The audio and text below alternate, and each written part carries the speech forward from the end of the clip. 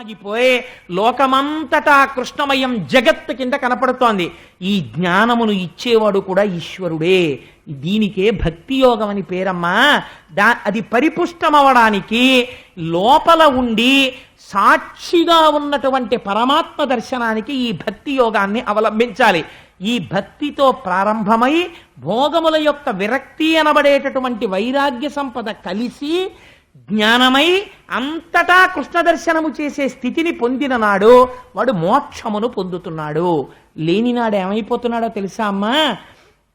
వాడు మళ్ళీ ఇక్కడ ఇంత కష్టపడి శరీరం వదిలి అన్ని యాతనలు పడి మళ్ళీ ఒక పురుషుడి యొక్క వీర్యమునందు ప్రవేశించి ఒక స్త్రీ రేతస్సుతో కలుస్తున్నాడు. కలిసి ఎంత చిత్రం అవుతుందంటే 5 రాత్రుల తర్వాత వాడు స్త్రీ యొక్క యోనియందు బుడగగా మారుతాడు. ఎంత బాధలు పడతాడో ఆలోచించు.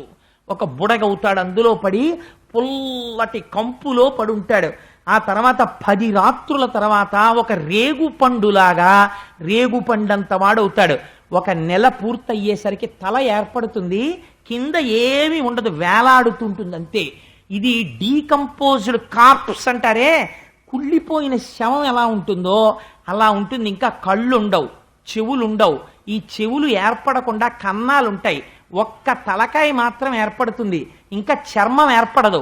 ఒక్క కపాలం ఏర్పడుతుంది. పరమ భయంకరమైన రూపంతో అమ్మ కడుపులో కొట్టుకుంటూ ఉంటాడు.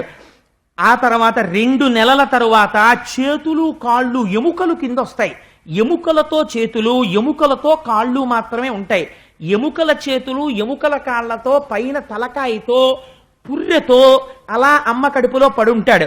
ఆ తర్వాత 3వ నెల అయిపోయిన తర్వాత మెల్లిగా చర్మం వచ్చి దాని మీద వెంట్రుకలు పుట్టడం మొదలవుతాయి. ఆ తర్వాత గోళ్లు రావడం మొదలెడతాయి. చిట్ట చివర 4 నెలల తర్వాత చర్మము, రక్తము, మాంసము, కొవ్వు, అస్థి, శుక్ల, మేధ అనబడేటటువంటి 7 ధాతువులు ఏర్పడతాయి. 5వ నెల పూర్తయ్యేసరికి ఆకలి ప్రారంభమవుతుంది. ఆకలి ప్రారంభమైతే అమ్మ శరీరంలోంచి ఒక నాభికి గొట్టం ఒకటి ఏర్పడుతుంది. అమ్మ తినకూడని పదార్థం తినేస్తుంది, ఈ లోపల మంటలు బయలుదేరుతాయి. అమ్మ తాగకూడనిది తాగుతుంది, లోపల పడిశం పట్టేస్తుంది. అమ్మ తినకూడనిది తింటుంది, లోపల దగ్గొస్తుంది. అమ్మ తిన్న పదార్థములో కొంత భాగము తనలోకెళ్ళి జీర్ణమై అక్కడే మలమూత్రములను విసర్జించేస్తాడు. అందులోంచి పురుగులు పుట్టేస్తాయి. పుట్టేసి చాలా కోమలమైన ఈ చర్మాన్ని కొరికేయడం మొదలెట్టేస్తాయి. తల కిందకుంటుంది, కాళ్ళు పైకుంటాయి. అమ్మ కడుపులో ఎడమ పక్కకి మాత్రమే కదులుతాడు, కుడి పక్కకి కదలడానికి ఉండదు. 4 నెలలు అలా పడుంటాడు. తిమ్మిరెక్కిపోతుంది, శరీరం పెరిగిపోతుంటుంది, ఇక కదలడానికి చోటు ఉండదు. అప్పుడు లోపల పడుకుని గాఢాంధకారం, కన్ను పొడుచుకుంటే కనపడదు. ఒక్కొక్కసారి ఎప్పుడు బయటికి పడిపోతానా అనిపిస్తుంది. నిద్రపోవడానికి ఉండదు. తల కిందకి, కాళ్ళు పైకి ఉండి ఎంతకాలం అలా పడుంటాడు. ఒక పక్క తల కిందకి ఉన్న కారణం చేత ముక్కు కిందకుంది, జీవుడు అనుప్రవేశం చేసేశాడు. పరమ దుర్గంధభూయిష్టమైనటువంటి వాసన పీలుస్తూనే ఉంటాడు. అలా పడి ఉంటే ఈశ్వరుడు పూర్వజన్మ స్మృతినిస్తాడు. నీకు ఇలా మహోపకారం చేసి ఎన్నో జన్మలిచ్చాను, ఏమి చేశావు చెప్పని అడుగుతాడు. అప్పుడు అంటాడు, ఒకటే మాట చెప్తాడు ఇలా నమస్కరించి, ఈశ్వరా, ఎన్ని జన్మలిచ్చినా ఈ ఇంద్రియములతో భోగమే అనుభవించాను. ఎప్పుడూ సంసారము నిజమనుకున్నాను. పశుప్రాయమైన సుఖానికి జీవితాన్ని గడిపేశాను. బిడ్డల్ని కన్నాను, అయిపోయింది టైము, శరీరం వదిలిపెట్టేశాను, దేహము కాలిపోయింది, మళ్ళీ చేరాను, మళ్ళీ అమ్మ కడుపులోకి వెళ్ళాను. పునరపి జననం పునరపి మరణం పునరపి జనని జఠరే శయనం ఇహ సంసారే బహుదుస్తారే కృపయా పారే పాహి మురారే అని అడుగుతాడు. అప్పుడు అయ్యా, ఈ ఒక్కసారికి కృప చెయ్యి, బయటికి తోసేసేయి. అనుగ్రహించావా, బయటికి వెళ్ళి నీ పాదార వింద సంసేవనం చేసుకుని తరించిపోతాను, తోసేయవయ్యా అంటాడు. అంటే అప్పుడు ప్రసూతివాయు రూపంలో స్వామి కాళ్ళని బయటికి తోయడం మొదలెడతాడు. మీరు చూడండి, కాళ్ళని పట్టుకు బయటికి తోసేస్తుంటే, నేను భాగవతం చెప్తున్నాను కాబట్టి చెప్తున్నాను, పరమ ఇరుకైనటువంటి అమ్మ యోని గుండా బయటికి త్రోయబడినప్పుడు మొట్టమొదట తల బయటికి వచ్చేస్తుంది. వచ్చేసి శరీరం లోపల ఉండిపోతుంది. క్రమక్రమంగా గొంగళి పురుగు కదిలినట్టు తోయబడుతుంటే ఇంత వెలుతురులోకి తానొస్తే తనవారన్న వారెవరో తెలియకపోతే బయటికొచ్చి మంచం మీదో పరుపు మీదో పడిపోతే ఆ దోమలో ఈగలో నల్లులో కరిచేస్తుంటే తనకి ఏం చెయ్యాలో తెలియక ఏడుస్తుంటే నోట్లోకి తెచ్చి అమ్మ స్తన్యం పెట్టి పాలు పట్టేస్తుంటే ఊపిరాడక గుటకలు వేసేస్తుంటే ఊపిరాగిపోయినంత బాధ కలిగితే ఒక పక్క నుంచి మాయ వచ్చి మళ్ళీ పట్టి పూర్వజన్మ స్మృతి పోతే చెవిలోకి చీమలు దూరి కరిచేస్తుంటే ఆకలేసి ఏడుస్తున్నాడనుకునే అమ్మ పాలు పట్టేస్తుంటే ఒక పక్క అరికాల్లో దోమ కుట్టి గోక్కోవడం చేతకాక చెయ్యిని అక్కడ దాకా పంపడం చేతకాక ఏడుస్తుంటే ఇలా స్వామి ఎన్ని సంవత్సరములయ్యాయో అశక్తుడనై ఏడ్చాను. అయిపోయింది, ఏదో పెరిగాను, పెద్దవాణ్ణి అయ్యాను, ఇంతపాటి యవ్వనం వచ్చింది, ఒంట్లో ఓపికండి ఈశ్వర కైంకర్యం చెయ్యగలిగిన సమయం అంటూ ఏదైనా ఉంటే అదొక్కటే. మళ్ళీ వృద్ధాప్యం వచ్చేసిందా? వచ్చేస్తుంది కాలగతిలో, నిర్దాక్షిణ్యంగా వస్తుంది. వెళ్ళలేను, కూర్చోలేను, వినలేను, చూడలేను, ప్రార్థన చెయ్యలేను, ఒక నామము చెప్పలేను, అలా పడుంటాను. ఈ పాటి యవ్వనం వచ్చేటప్పటికా ఓపికండగా ఎన్ని తుంటరి మాటలో. నారీస్తనభర నాభీదేశం దృష్ట్వా మాగా మోహావేశం ఏతత్మాంసవసాది వికారం మనసి విచింతియ వారం వారం. కేవలం ప్రకృతి వేరొక చోట 2 చోట్ల మారింది. స్త్రీ శరీరమునందు పైన 2 చోట్ల పైకి ఉబికింది, అధోభాగమునందు లోపలికి వెళ్ళింది. ఈ పాటి వికారానికి వెర్రివాడవై తిరిగి నీ యవ్వనమంతా నాశనం చేసుకున్నావు. మళ్ళీ ప్రారంభం. లేదా ఉన్న ఓపికంతా సంపాదనకి తిరిగావు. సంపాదించకూడదని అనలేదు ధర్మశాస్త్రం, కానీ వెర్రి సంపాదనకి తిరిగావు. మళ్ళీ మొదలు. ఎక్కడ పుడతావో అమ్మా. జీవులు ఇలా తిరుగుతున్నారు. ప్రయత్నపూర్వకంగా భక్తి యోగమును అనుష్ఠానము చెయ్యాలి. చేత కాకపోతే కనీసము శ్రవణము చెయ్యడం మొదలు పెట్టాలి. వెళ్ళి అసలు నా జీవితమేమి, నేను ఎక్కడ నుంచి వచ్చాను, నా బ్రతుకేమి అన్నది తెలుసుకోవాలి. తెలుసుకోకపోతే ఎప్పటికీ మోహమునందు పడిపోయి ఉంటాడమ్మా. ఎవడు భాగవతులతో కూడి తిరుగుతున్నాడో, ఎవడు ధ్యానము లోపల చెయ్యగలుగుతున్నాడో, ఎవడు ఈశ్వరుడి యందు ఉత్సాహమును పెంచుకుంటున్నాడో వాడు పునరావృత్తి రహిత శాశ్వత శివ సాయుధ్యమును పొందుతున్నాడు అని చెబితేట దేవహూతి దేవేంద్రాదులకు లేని భోగములు ఇంట్లో ఉన్నాయి. అది విచిత్రం. అన్ని భోగములను తిరస్కరించి ఒంటికి బట్ట నిలువుగా కట్టుకున్నానా అడ్డంగా కట్టుకున్నానా అన్నది మరిచిపోయినది అన్నారు. అలా శ్రీకృష్ణ పరమాత్మని హృదయమునందు నిలిపి ధ్యానము చేయగా చేయగా ఒకనాటికి గీత చెప్పి కపిల భగవానుడు వెళ్ళిపోయాడు.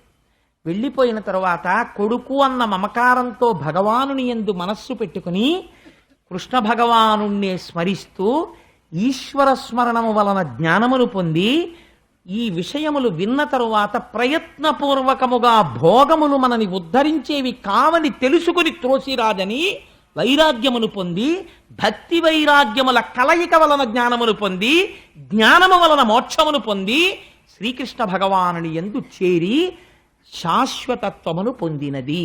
ఇది జీవులందరూ విని ఉద్ధరించబడవలసిన మహోత్కృష్టమైన గాథ. కాబట్టి ఇప్పుడు దేవహూతి కర్దమ ప్రజాపతి గృహస్థాశ్రమంలోకి వచ్చి తరించారా లేదా? ఇద్దరూ తరించారు. ఇది మొదటి వివాహం.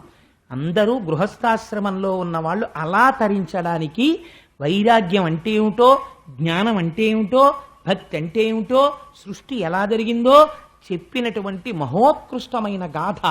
ఆ ధ్యానం ఎలా చేయాలో చెప్పిన గాథ కనుక దీన్ని పరమోత్కృష్టమైన గాథగా భాగవతంలో చెప్తారు. ఎవరో తప్ప మహాపుణ్యం ఉంటే తప్ప భాగవత శ్రవణం చెయ్యరండి అంటారు. కారణం ఎందుకో తెలుసా అండి? వైరాగ్యం రావడానికి కావలసిన సంపత్తిని, భక్తి ఎలా ఉండాలో చెప్పే మార్గాన్ని, జ్ఞానము ఎందుకు కలుగుతుందో మార్గాన్ని నిర్దేశనం చేసేటటువంటి పరమోత్కృష్టమైన ఆఖ్యానములను రచించి ఉన్నారు. అటువంటి గాథ ఇవాళ ఈశ్వరానుగ్రహంగా చెప్పబడింది. మనం చక్కగా ఒక్కసారి కృష్ణనామం చెప్పి బయలుదేరదాం. ఇంత విన్న తర్వాత కూడా కృష్ణనామం చెప్పడం బరువైపోతే ఇంకంతకన్నా మాయ ప్రపంచంలో వేరొకటి లేదు. అందుచేత మనం ఆ నామం చెప్పుకొని, ఈశ్వరుడు నామం చెప్పగలిగిన ఓపిక ఇచ్చినటువంటి వయస్సు కదా, అందుకని కాలగతిలో చెప్పేశాడు కదా కపిలుడు. వెళ్ళిపోతుందా ఓపిక? అది వెళ్ళిపోకముందే దీపం ఉండగా ఇల్లు చక్కబెట్టుకో, ప్రయత్నపూర్వకంగా భగవన్నామని చెప్పుకుని ఆయన పాదపద్మములు పట్టుకో, లేకపోతే ఎన్ని కష్టాలు పడతావో. మళ్ళీ నేను ఇంకా తగ్గించానండి, ఎందుకు వచ్చింది లేనిపోని భయాలు పెట్టేయడం ఆ పిల్లల్ని అని చెప్పి. అందుచేత అంత అద్భుతంగా ఉంటుంది కపిల గీత అంటే. ఒకసారి మీరు రుచి మరిగితే మీరే చూస్తారు తండ్రి, ఎవరికి ఈశ్వరానుగ్రహం ఉంటుందో వారు ఆ వైరాగ్య సంపత్తిని తెలుసుకునే మెథడాలజీ అలవాటైందనుకోండి, అది లోపల చక్ మొదలు పెడతారు, వాళ్ళు ఖచ్చితంగా కైవల్యాన్ని పొందుతారు, ఒక కర్దమ ప్రజాపతిలాగా. సరే, అందుచేత వసుదేవసుతం దేవం సుదేవసుతం దేవం కంసచాణూరమర్దనం కంసచాణూరమర్దనం దేవకీ పరమానందం దేవకీ పరమానందం కృష్ణం వందే జగద్గురుం కృష్ణం వందే జగద్గురుం అతసీ పుష్పసంకాశం అతసీ పుష్పసంకాశం హారనూపురశోభితం. హారనూపురశోభితం. కంఠాలన్నీ కొంచెం గంభీరంగా, ఏదో కొంచెం భారంగా వినపడుతున్నాయి ఇవాళ. రత్నకంకణకేయూరం, రత్నకంకణకేయూరం. ఇప్పుడు మారింది. కృష్ణం వందే జగద్గురుం. కృష్ణం వందే జగద్గురుం. మనకి భయం ఏమిటంటే, ఇక్కడ స్వామి ఉండగా ఆయన పాదములు మనం పట్టుకుని ఉండగా ఆయన బాధ్యత, మన బాధ్యత ఏం లేదు. మనది మర్కట కిషోర న్యాయం, కోతిపిల్ల మంది మార్జాల కిషోర న్యాయం. పిల్లి పిల్లని పట్టుకెళ్ళాలి. అయ్యా ఈశ్వర, నాకేం చేత కాదు, శరణాగతి చేస్తున్నాను, నువ్వు నన్ను పట్టుకో అని ఇప్పుడు తెలుసుకున్నాను. ఎంత భయంకరమైన స్థితో, నీ నామని చెప్తాను, నువ్వు నన్ను పట్టుకెళ్ళంతే, నువ్వే పట్టుకోనాను. నేను జారిపోతుంటాను, నాకు అలవాటు లేదు స్వామి. ఎన్నాళ్ళు అలవాటు అయిపోయిందో ఇంద్రియాలకి భోగాలు. ఇవాళ రాత్రి అర్జెంటుగా మారిపోమంటే కుదరదు. విన్నాను కాబట్టి నువ్వు పట్టుకో, ఇంక నుంచి నీ నామని చెప్తున్నాను అంతే. నీ పూచి పట్టుకు తీరుతాడు. ఎవడి కోసం? ఆయన వాగ్దానం చేశాడు పట్టుకుంటానని. అందుకని ధైర్యంగా సంతోషంగా చెప్పండి, ఎందుకంత భారంగా చెప్తారు. మందారగంధ సంయుక్తం మందారగంధ సంయుక్తం చారుహాసం చతుర్భుజం చారుహాసం చతుర్భుజం బర్హి పింఛావచూడాంగం కించావచూరాంగం కృష్ణం వందే జగద్గురుం. కృష్ణం వందే జగద్గురుం. ఉత్ఫుల్ల పద్మపత్రాక్షం ఉత్ఫుల్ల పద్మపత్రాక్షం నీలజీమూత సన్నిభం నీలజీమూత సన్నిభం యాదవానాం శిరోరత్నం యాదవానాం శిరోరత్నం కృష్ణం వందే జగద్గురుం. కృష్ణం వందే జగద్గురుం.